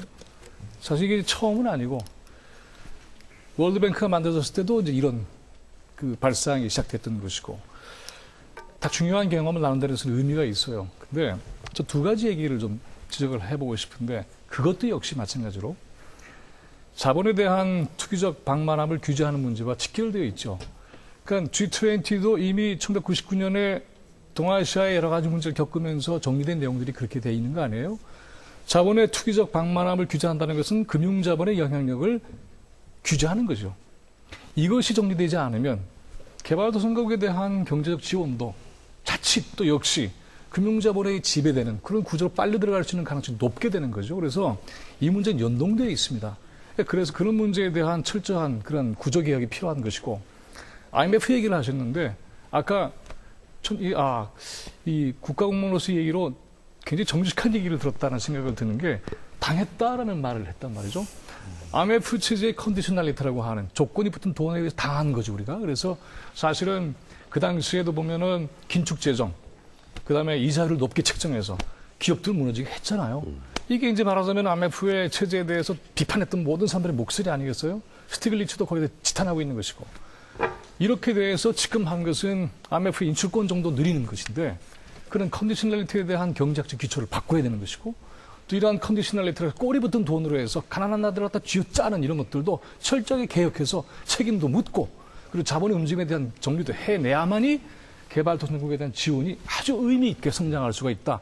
여기에 또 역시 제기되는 것은 소득 불평등 구조를 개혁하는 것이 아니면은 소비시장 확대를 기대할 수가 없다. 결국 이것을 통해서 세계 경제 위기를 돌파하는 데 있어서의 가장 중요한 밑바닥은 건지지 못한다는 것이죠. 그래서 이런 문제도 함께 관심을 기울여야만이 G20의 의제 설정에 있어서도 관심에 있어서도 의미 있는 진전이 있을 것이다. 이렇게 기대해 볼 수 있을 것 같아요. 제가 2시가 돼 가는데요. 이 들어보니까 굉장히 어려워요. 아마 글로벌 금융 안전망 그러면 시청자들 중에 지금 무슨 얘기하는지 대부분 잘 모르실 것 같아요. 쉽게 말하면 이런 겁니다. 개인으로 따지면은 내가 파산을 하는 게 아니고요. 들어올 돈이 있고 갚아야 될 돈이 있는데 들어올 돈은 한 달 뒤에 들어오고 갚아야 될 돈 당장 갚아야 되면은 신용불량자가 되거든요. 그럴 때 만약에 무슨 마이너스 통장이라도 하나 갖고 있다 그러면 거기서 뽑아가지고 우선 갚고 한 달 뒤에 돈 들어오면 다시 막으면 되는 거거든요. 바로 그게 지금 우리가 이번에 G20 논의하게 될 글로벌 금융 안정망의 국가 차원입니다. 국가도요. 파산난 국가를 도와주자는 게 아니고 여러 가지 유동성의 이 어떤 그 미스매치 생겨가지고 어려움이 있을 때 도와줘서 그 나라의 단기적 어려움을 해소해 주자는 거거든요. 아까 우리 그 국장님 말씀하셨지만은 우리가 외환 위기를 당한 가장 근본 요인이 바로 이거예요. 그래서 우리가 누구보다 그 아픔을 알기 때문에 이 어젠다를 갖다가 당연히 해야 되는 거고요. 우리가 지난 2년간 그 금융위기 했을 때도 미국과 또는 아시아 각국 일본하고 중국하고 통화 수합을 하면서 한번 그걸 넘겨본 적이 있기 때문에 실패와 성공에 쓰라는 경험을 가진 우리나라는 당연히 이건 제한해야 되고 이거는 국제금융질서에서 너무나 필요하다고 생각합니다. 네. 저도 글로벌 금융 안전망에 대해서 간단히만 좀 첨언하고 싶은데요. 이 글로벌 금융 안전망은 두 가지 측면이 있다고 생각을 합니다. 하나는 사전적인 거, 하나는 사후적인 거. 사전적인 것은 뭐냐면 그런 어떤 지금 말씀하신 것처럼 펀더멘탈은 큰 문제가 없는데 이런 단기적인 국제 자본 이동에 의해서 사실 문제가 생기는 그것을 사전적으로 예방하는 시스템을 구축하는 것이고요. 사후적인 것은 그런 일이 벌어졌을 때 이제 지원을 해주는 시스템인데 지금 이 서울가 회의에서 이제 진짜 코리아 이니셔티브 한국이 주도적으로 제시한 부분이 뭐냐면 바로 사후적인 어떤 안전망을 더 확대하자라는 겁니다. 이거 굉장히 중요하고 한국의 정말 국제사회에 굉장히 기여한 부분이라고 생각을 하는데 이런 사후적인 어떤 안전망만으로 모든 문제를 해결할 수가 없습니다. 그래서 뭐냐면 그러니까 시민사회단체에서 주로 이제 주장을 했던 것이 뭐냐면 바로 그런 사전적인 예방장치. 즉 뭐냐면 너무 그러니까 휘발성이 높은 국제 단기 자본이 이렇게 돌아다니면서 문제를 일으키는 그런 것을 막자. 더 나아가서 지금 이제 이런 어떤 상황이 벌어지고 있는 것이 뭐냐면 아까 말씀드린 것처럼 미국이 양적 완화 정책을 통해 가지고 달러를 살포로 하고 있기 때문에 그게 지금 특히 우리나라와 같은 신흥국으로 상대적으로 경제가 좋은 신흥국으로 들어와서 지금 주가도 올라가고 그렇게 되는데 이게 어느 순간에 빠져나가면 우리도 또다시 그런 일을 당하지 말라는 법이었거든요. 바로 그래서 이런 사전적인 부분에 관해서도 논의를 하자라고 했는데 이 부분에 관해서는 전혀 논의가 안 돼요. 왜냐하면 바로 그것에 대해서 이익을 얻고 있는 미국을 비롯한 주요 선진국들은 그 문제를 이런 어떤 그러니까 정상회의에서 의제로 올리는 것을 원치 않았기 때문이에요. 그리고 실제로 이미 끝나버린 얘기지만 헤지펀드나 프라이빗 에퀴티 펀드에 관한 규제도 사실 된 게 별로 없어요. 그냥 등록하기만 한 것이지 실제 어떤 초기에 나왔던 그런 여러 가지 규제 장치들이 현실화된 것이 없는 거예요. 바로 이런 것이 국제 어떤 경제 질서의 현실을 보여주는 것이다라는 얘기입니다. 정 의원님 말씀 짧게 듣고 전화 받겠습니다. 이 의제들이 몇 가지 있는데 사실 지금 개발 의제라고 얘기하시는데요. 아마 제가 알고 있기로는 개발 의제는 역시 돈이 얘기하는 것이죠. 그런데 잘 안 될 것 같다는 얘기들도 있는 것 같아요. 우선 선진국들이 돈을 잘 안 내려고 한다는 것이 좀 있는 것 같고 IMF 개혁 문제 같은 것은 이번에 이사자리 2개를 개도국으로 옮기기로 했습니다. IMF 체제가 만들어진 이후에 굉장히 중대한 개혁이 어떻든 이루어지죠. 우리가 IMF가 외환위기 당했을 때 마치 식민지 총독처럼 들어왔던 것을 기억하고 있죠. 금융안전망과 관련해서는 지금 우리 지난번에 경주회의에 이어서 다음 주에 정상회의에서 선언적으로 어느 정도 합의가 되면 그 내용, 구체적으로 되어 있던 경주회의 내용을 받아서 제가 알기로는 바젤위원회라든지 은행을 감독하는 위원회나 또는 자본시장을 감독하는 위원회로 넘겨져서 앞으로 6개월 동안 그 문제를 다루고 그 문제가 아마 파리 G20 회의로 넘어갈 것 같고요. 그래서 한 발 이제 진행 중인 것이 있고 우리에게는 굉장히 실망스러운 것도 있고 놀랍게도 좀 진전이 된 부분도 있고 그런 것 같습니다. 네. 그래서 의제들이 넘어갈 것도 있고 그런데 투기자본 문제에 대해서 제가 좀 말씀드리면 실제로 지금 우리나라 자본시장만큼 완전하게 투기가 제 마음대로 방만하게 이루어지는 시장도 없습니다. 그런데 이렇게 된 이유 중에 하나는 여기 김상조 교수도 계시고 합니다만은 우리나라가 재벌을 혼내주기 위해서 재벌을 개혁한다는 이름으로 온 세계 헤지펀드 투기자본들을 다 불려 들어왔어요. 물론 IMF가 요구하고 미국 요구한 거하고 맞아떨어졌죠. 그래서 노무현 대통령이 좌파 신자유주의라는 말을 했던 겁니다. 그래서 지금 와서 그걸 되돌리려고 하니까 무척 곤란한 겁니다. 그래서 지금 와서 그걸 되돌리는 문제가 지금 남아있는 건데 어떻게 하면 투기자본들이 그렇게 제멋대로 할 수 방만하게 우리나라처럼 투기가 마음대로 허용되어 있는 나라가 없으니까요. 그 고민이죠. 그것은 우리의 국내 문제로 되어 있습니다. 그래서 아마 G20 회의가 끝나고 나면 그 문제에 대해서 윤석열 장관은 며칠 전 국회에서 그 문제도 좀 조정을 해야 된다고 아마 얘기를 한 것 같은데 조정이 있어야 되겠죠. 네, 그럼 여기서 시청자 전화 받겠습니다. 여보세요? 여보세요? 네네, 어디 사신 누구신가요? 예, 송파구 거회동에 사는 전승표입니다. 네, 말씀해 주시죠. 예. 한성대 김상조 교수님이 말씀하신 것 중에 동의하지 못하는 부분이 있어서 전화드렸습니다. G20 정상회의를 개최하는 나라들은 대부분 시민단체들의 반발 집회가 있다고 하는데 우리나라도 시민단체들의 반대 집회가 있어야만 국가 브랜드가 올라가는 것 아니냐라고 말씀하셨는데 참 잘못된 생각 같습니다.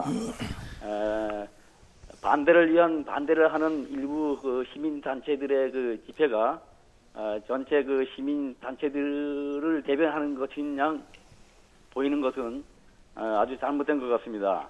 G20 정상회의를 개최하는 국가로서 성공적으로 마침으로써 몇 조 원의 경제적 이익이 있다고 합니다만은 우리 서민들에게 돌아올 경제적 효과는 얼마만큼인지 우리 서민들은 잘 모릅니다. 다만 제가 확실하고 믿는 것은 틀림없이 믿는 것은 우리나라 국민들과 우리나라의 국가적 위상은 한층 더 높아질 것이라는 것은 분명하다라고 저는 생각하고 있습니다. 네, 감사합니다. 예, 고맙습니다. 네, 다음 전화 주신 분. 네, 안녕하세요. 네, 어디 사신 누구신가요? 예, 경기도 안산에 사는 박효선이라고 합니다. 네, 말씀해 주시죠. 예, 일반 국민들이 생각하는 G20이 지금 대다수 시민들이 G20개국 회원 국가도 모릅니다. 저 같은 경우도 당장 20개국이 어떤 국가인지도 모르고 지금 일반 시민들, 일반 서민들이 제일 궁금해하는 게 G20개 회의가 아니라 내일 당장 살 거, 모레 살 거, 내일을 어떻게 지낼지, 모레를 어떻게 지낼지 그게 제일 궁금한 겁니다. 지금 거기 앉아 계신 5분 국내 경제가 어쩌고 해외 경제가 어쩌고 그러시는데 국내 경제가 나쁘고 해외 경제가 나쁘다고 해서 그 5분들은 과연 내일은 못 살아갈까요? 그게 아니죠. 일반 국민들이 가장 궁금한 거는 내일, 모레, 당장 3이지 G20개국 회의를 해갖고 우리나라가 잘 산다 못 산다 그게 중요한 게 아니라고 생각합니다. 네, 잘 알겠습니다. 고맙습니다. 자, 그러면 시민 논객 질문 받겠습니다. 먼저 누가? 네. 예, 저는 김용범 국장님께 질문드리겠습니다. 전 세계적으로 개최되는 국제회의가 아주 수많이 많다고 생각합니다. 근데 지금 G20만큼 더 비중 있는 회의는 없을 거라고 생각하고요. 지금 언론에서 얘기하는 국가 위상이 올라가는 거 하고 경제 파급 효과에 대한 기대는 저도 아주 많이 갖고 있습니다. 근데 현재 남북한이 대치하고 있는 저희 상황이나 또 저희 브랜드 자체가 이제 중저가 브랜드로 되어 있는 그런 아까 말씀하신 코리아 디스카운트라는 이런 부분들이 또 해소된다는 그런 효과들이 또 합쳐진다면 더 좋은 효과가 날이라고 저 생각하는데요. 더 중요한 것은 G20 정상회의가 마친 다음에 그 효과들을 좀 더 배가시킬 수 있는 방법들을 또 강구해야 되지 않을까 하는 생각을 하고 있습니다. 당장 다음 주에 시작하는 회의를 성공적으로 개최하는 것도 중요하겠지만 이후에 저희가 또 어떠한 보완책이라든가 향후에 또 효과를 극대화시킬 수 있는 그런 방법들을 좀 생각하시는 게 있으시면 좀 구체적으로 좀 듣고 싶습니다. 네, 답변해 주시고 다음 질문 받도록 하겠습니다. 감사합니다. 아주 좋은 지적을 해주셨습니다.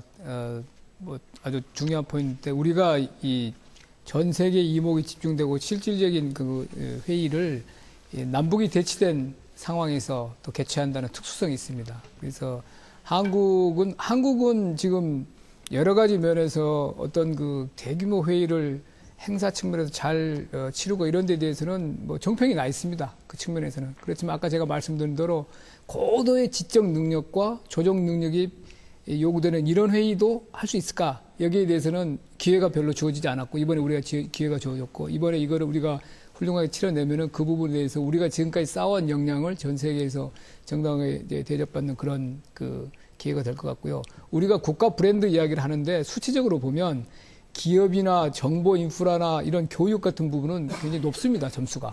그런데 우리가 많이 떨어지는 분야가 정치 외교, 그다음에 전통 문화의 대외 홍보, 어떤 우리 한국인에 대한 인지도 이런 것들이 아주 낮게 나옵니다. 우리가 한국이 아주 세계에서 중요한 나라고 인지를 많이 인정을 받고 있지만 의외로 또 어떤 여론 주도층에서 한국을 한번 안 와봤거나 모르거나 이런 사람들이 또 많습니다. 그래서 이번 기회에 외신만 한 2,000명이 옵니다.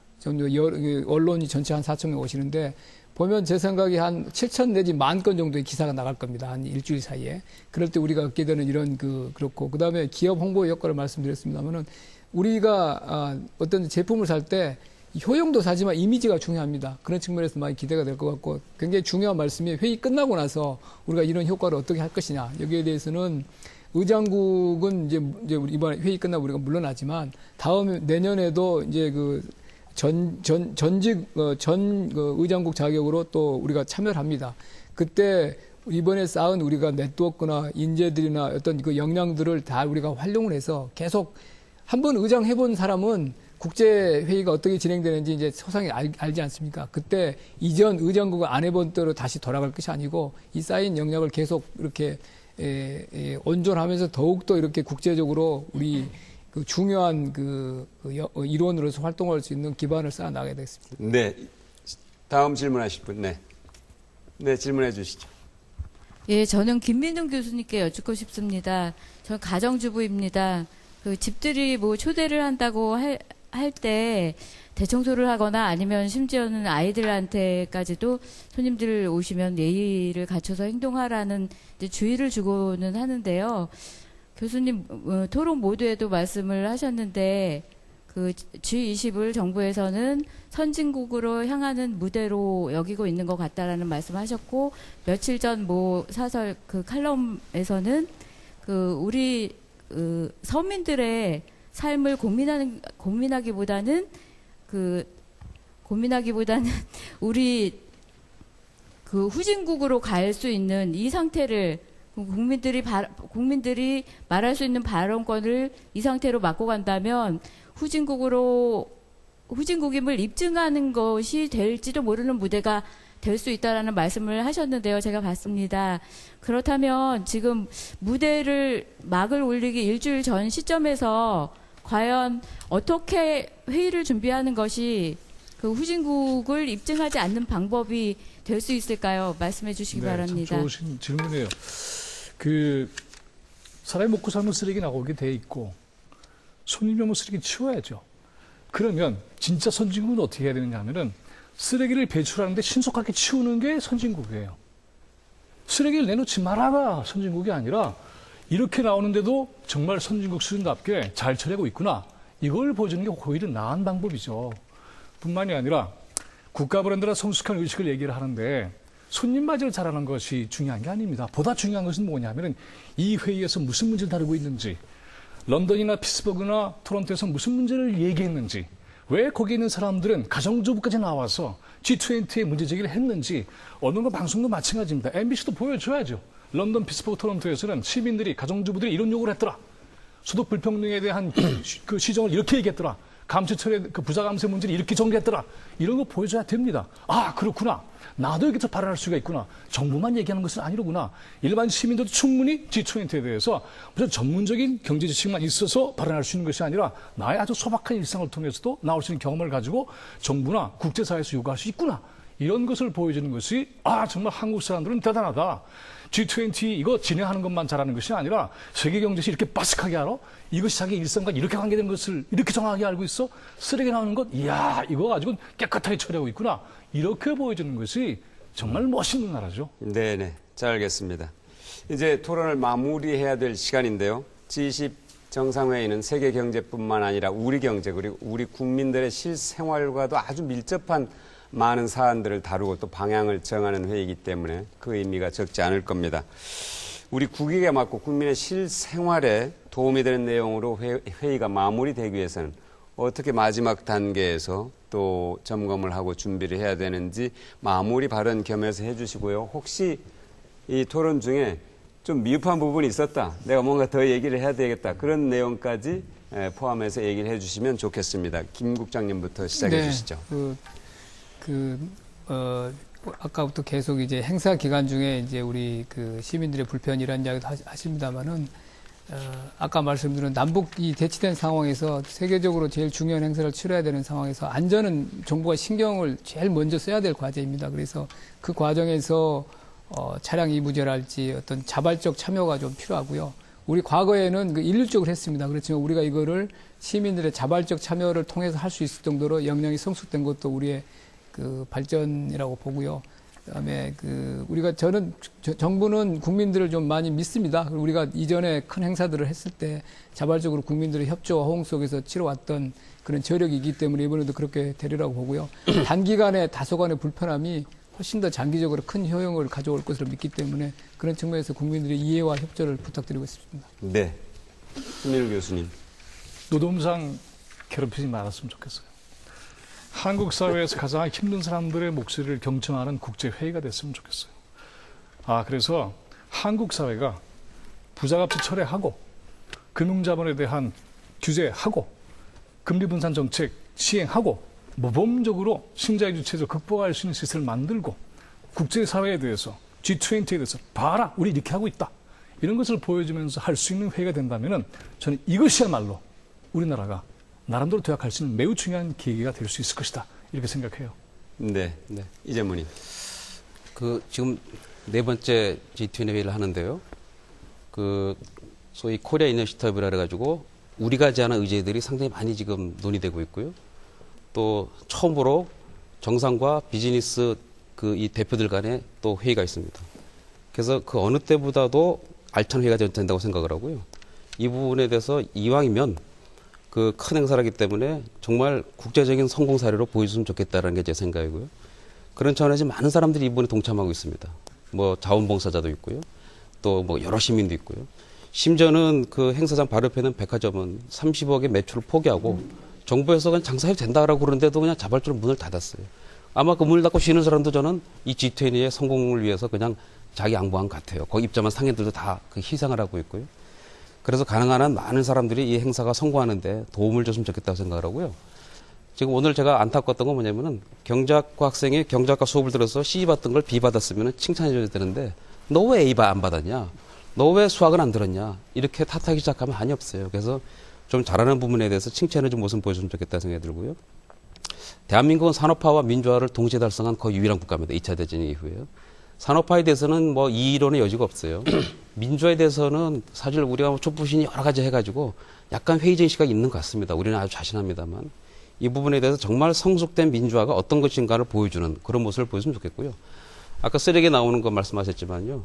쓰레기 나오면은 빨리 치우는 거에 더 주력하지 너 왜 쓰레기 나오냐 이걸 탓하는 그런 모습을 안 보이는 그래서 정말 야 이거 이런 행사를 온 국민이 일치단계에서 보여주는구나 이 금모으기 운동이 이런 식으로도 한번 보여줄 수 있구나라는 모습을 보여주는 그런 회의가 됐으면 좋겠습니다. 네, 김상조 교수님. 예, 아까 전화로 말씀하신 분께서 시민단체가 이제 시위를 위한 시위, 반대를 위한 반대를 하는 거 아니냐 이렇게 말씀하셨는데 물론 이제 김민웅 교수님께서도 그거에 대해서 자세하게 말씀을 하셨지만 저도 한 번 더 덧붙이고 싶은데요. 제가 뭐 경제학을 공부하는 학자 개인으로서 부족한 점이 많고 우리나라의 시민단체가 부족한 점이 많지만 그럼에도 불구하고 시위를 위한 시위, 반대를 위한 반대를 하는 건 아닙니다. 선진국에서도 이런 회의를 열 때 시위를 하는 사람들이 그 사회의 다수가 아닙니다. 소수가 시위를 하는 건데요. 다만 그 사회에서는 성숙한 사회에서는 그런 소수의 목소리도 언론을 통해서 국민들한테 다 전달을 합니다. 저 사람들이 무슨 얘기를 하고 있는가. 하지만 이제 우리 사회에서는 정말 소수의 목소리를 다수로 취급해달라라는 얘기가 아니라 그 소수가 무엇을 위해서 저렇게 열심히 외치고 있는지를 국민들한테도 전혀 전달되지 않고 있다라는 문제를 이제 제기하고 있는 거고요.